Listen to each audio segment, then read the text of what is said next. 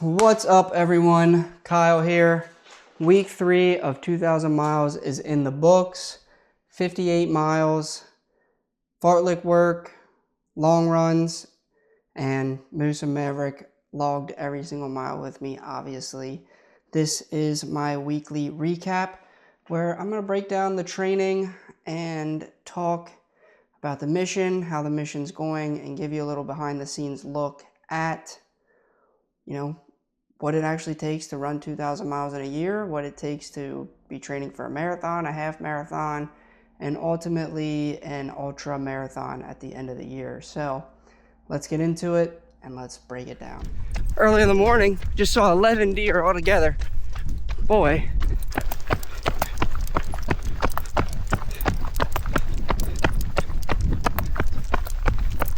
Boys are with me, obviously. They're crushing it.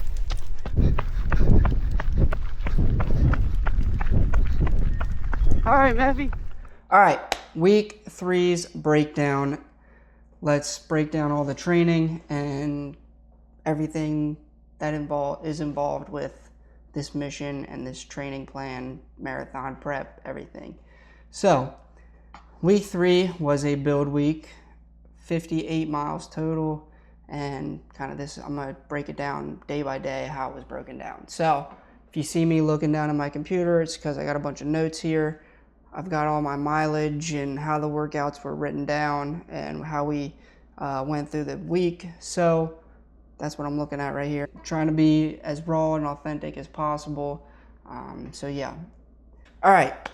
Week 3 was a build week. We did 58 miles total, and I'm going to break it down for you right now. Monday, we did 8.6 miles at zone 2 at easy aerobic pace.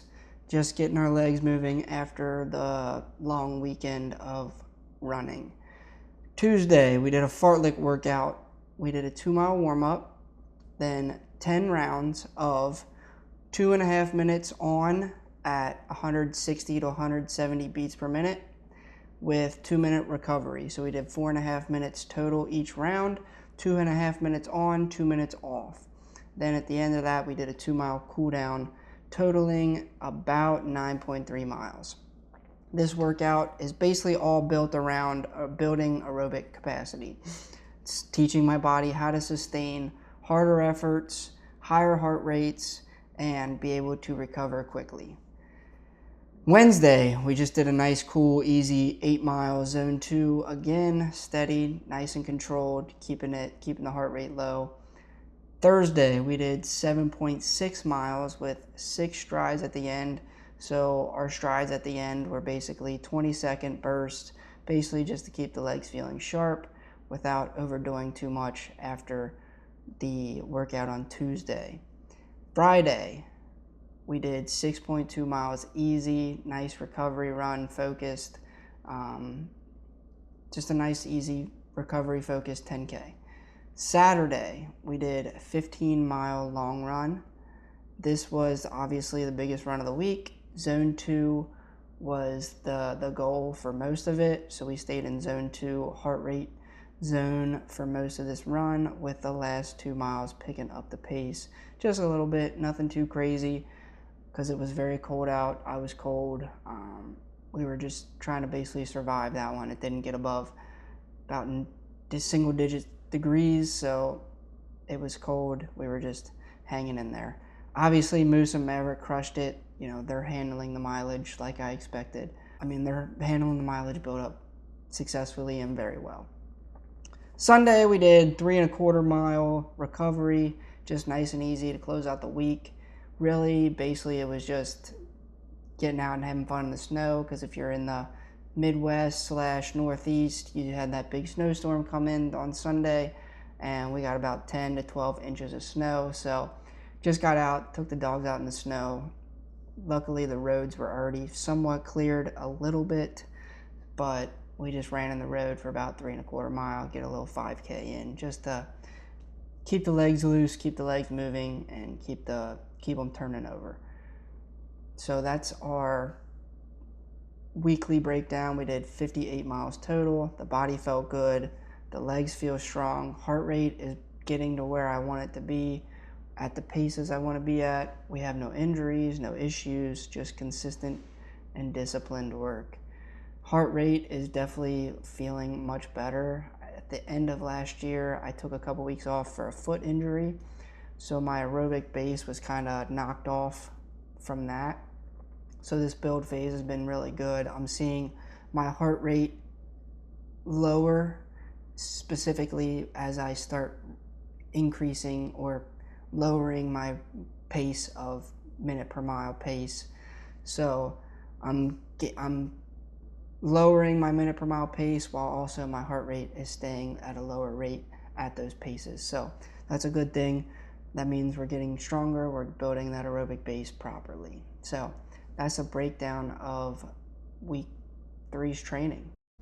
Now I want to dive into how Moose and Maverick are doing. So obviously, as you know, Moose and Maverick run every mile with me. They're my dogs.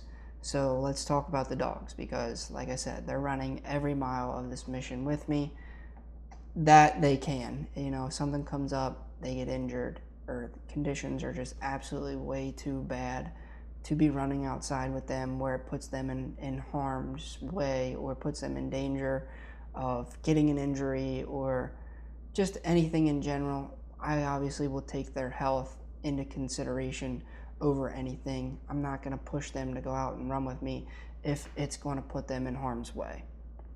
But let's dive into the dogs. So Moose is my lab pit mix. I rescued him 3 days before my open heart surgery. He is about 53 pounds. He's 4 years old now. We're coming up on my 4-year anniversary of open heart surgery, which is crazy.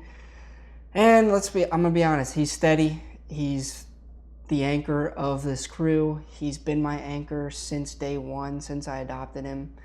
Since I came home from the hospital, after those 3 days in the hospital, he's given me a reason to just get up and move and to get up and survive. He's been the anchor since day one. He never complains. He just runs. He does whatever I ask him to do. Saturday's 15-miler, it's no problem for him. He doesn't care. He would have kept going. If I ask him to go, he's going to go. Now, that means I have to take under consideration and into question of, hey, am I pushing him too hard? When is the breaking point? Because he's only going to stop when I ask him to stop or when I tell him to stop.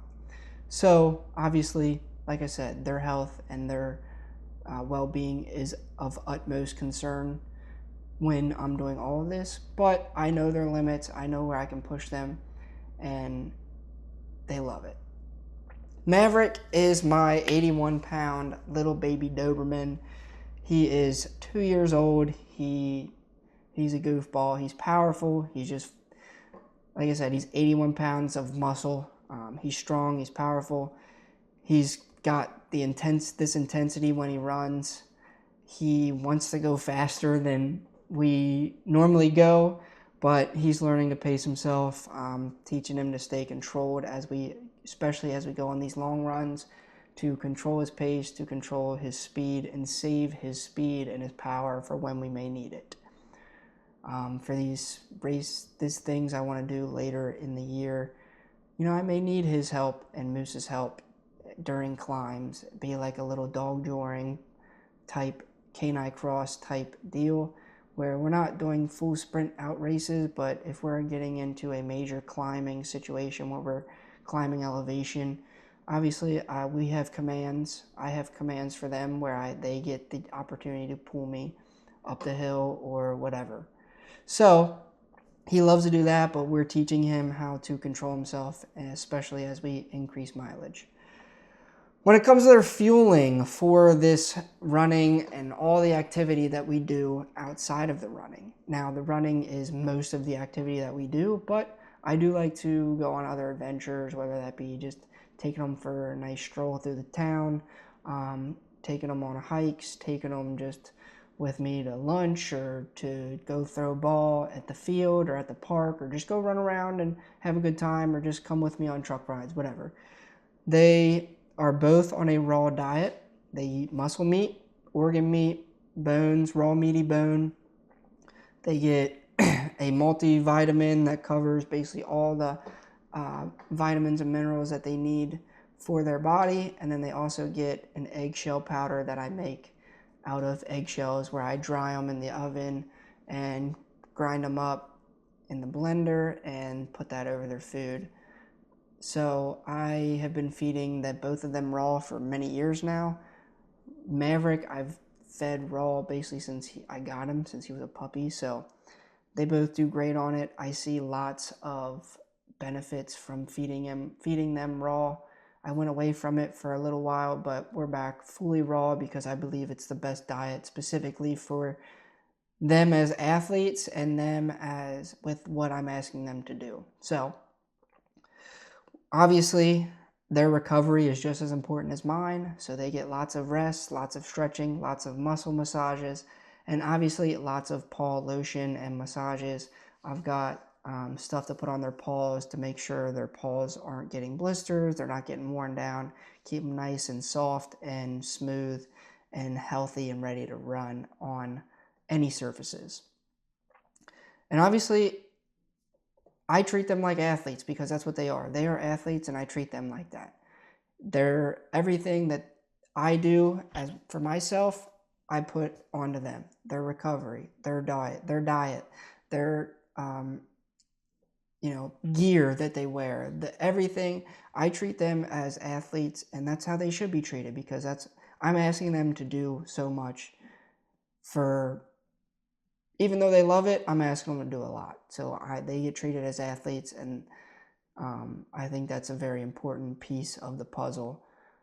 Obviously, I am not running all day, every day. So like when I'm at school teaching, they get time throughout the middle of the day just to hang out and recover.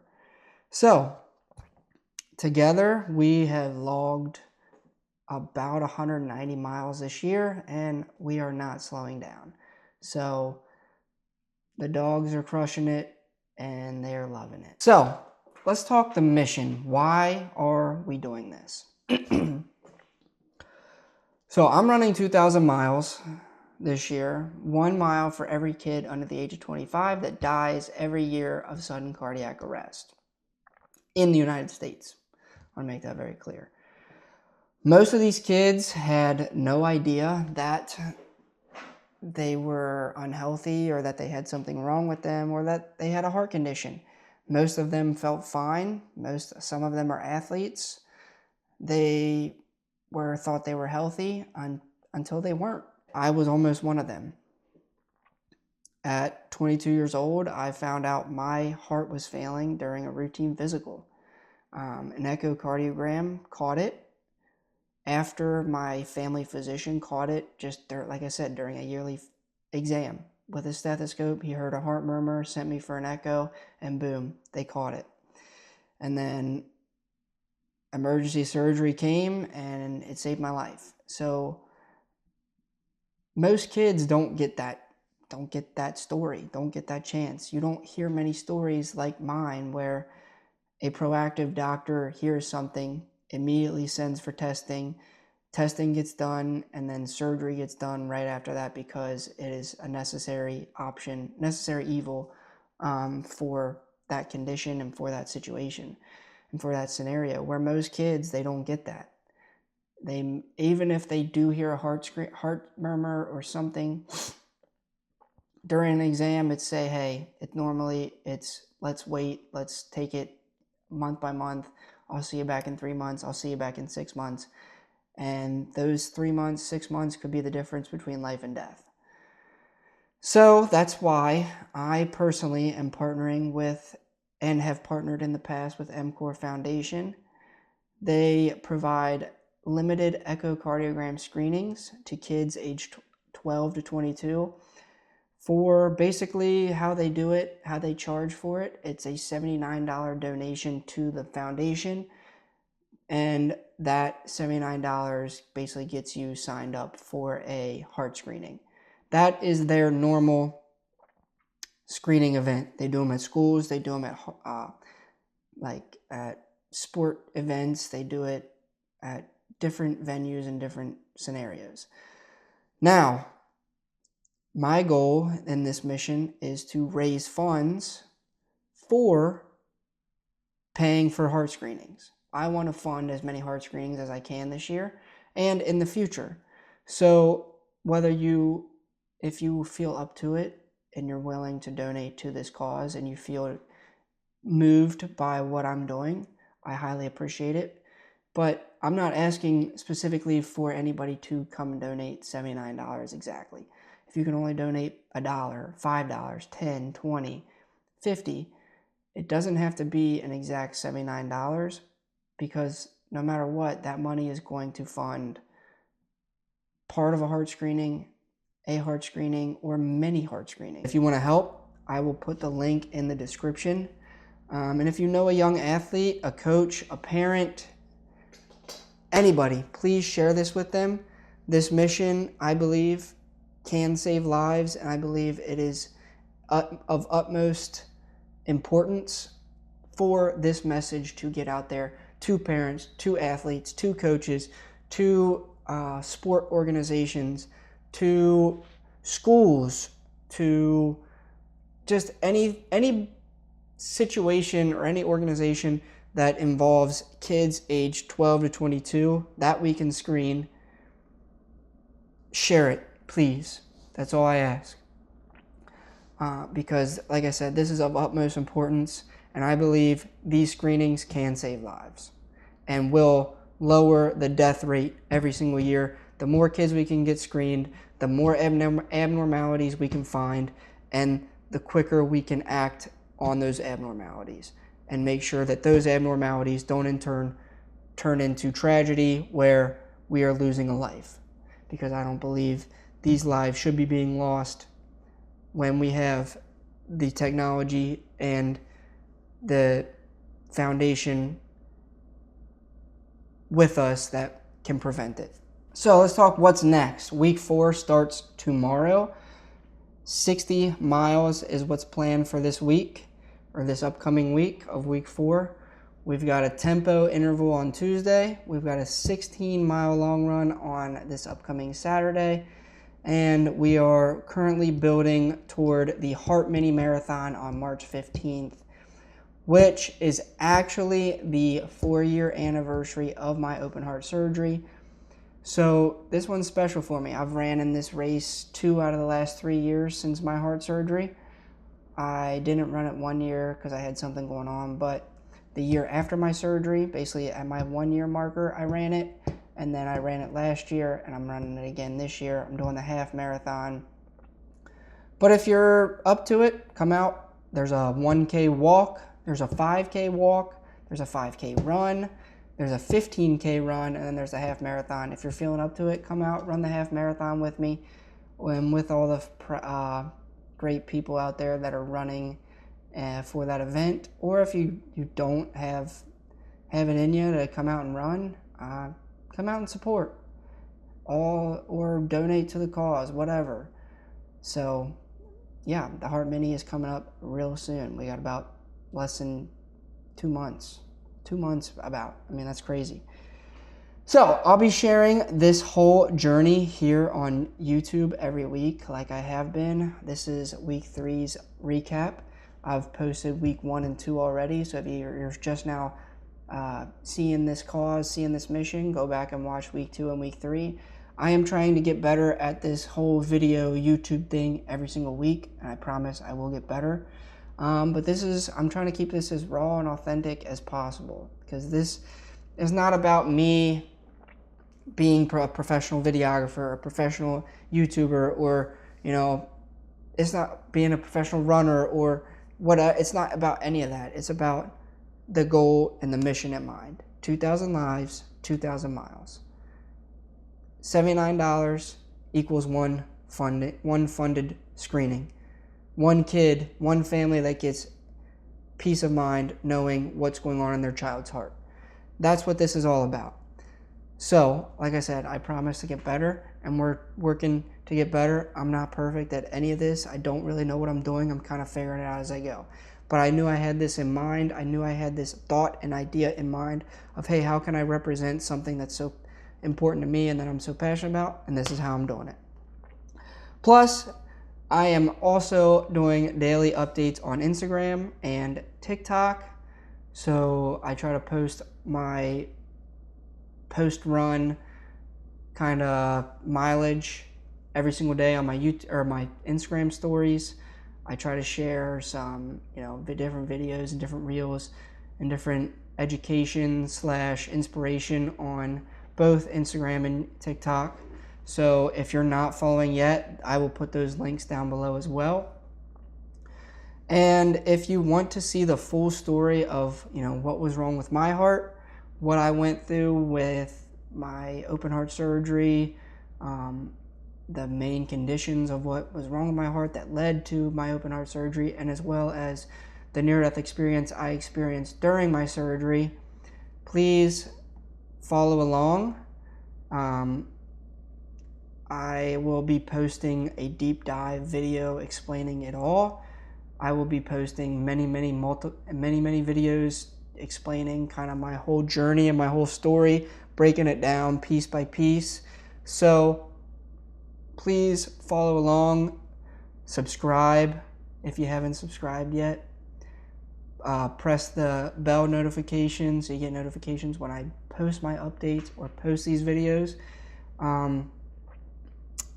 So yeah, let's keep building. Let's keep saving lives, and let's see how this next couple weeks go and these next couple months and how this year goes. So I will see you next week. I lastly want to say thank you all for being here. Thank you for following the mission. And please, like I said, drop a comment down below. Let me know what your biggest training week was. Give me some comments on, if you're a heart survivor out there. I'd love to talk. Just let's build a community. That's what I'm trying to do here. So whatever it is, like, comment, subscribe. Let's keep building this community, and let's keep this community strong. And I will see you in the next one. Heart and Hound Run to Save Week 4 begins tomorrow.